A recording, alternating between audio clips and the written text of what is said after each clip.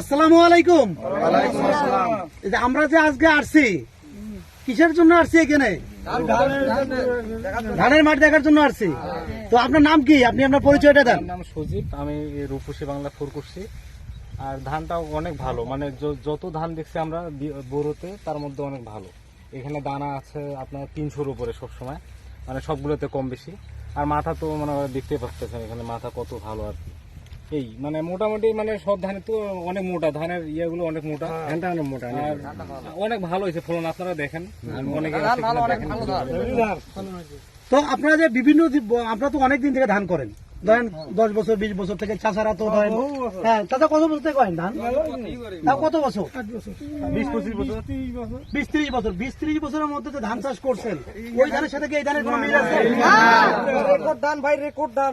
আমাদের এই মাঠের মধ্যে রেকর্ড ধান। এই ধানের নামটা কি? রূপসী বাংলা 4। রূপসী বাংলা 4। কোম্পানির নাম কি? বন্ধন সিড। তো আপনি যে এই ধানটা নিয়ে আসছিলেন, ধানটা নিয়ে এসে যে করছেন, তা আপনারা তো দেখলেন, আগামীতে কি আমরা পুরো এলাকা সহ সবাই লাগাইতে পারবো তো? সবাই লাগাইতে পারবো। তো আপনার আনুমানিক এই ধানটা শতকে কি ধরনের ফলন আসতেছে? 1 মনের মানে আশা করি 1 মনের উপরে আর কি। 1 মনের উপরে আশা করতেছেন? কতটুকু আশা করতেছেন চাচা? তো অন্য ধান তো শতকে 1 মন হয় না। তাহলে আমরা সবাই কি ধান লাগাবো? রূপসী বাংলা 4। চাচা আপনি কিছু বলেন, ধানটা কেমন হয়েছে এই সম্পর্কে? আপনি পুরাতন মানুষ।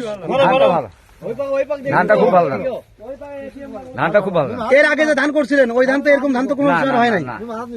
আর ধানটা তো ঝরেও পড়ে না, সব ধান সমান। তো ঠিক আছে, আসসালামু আলাইকুম।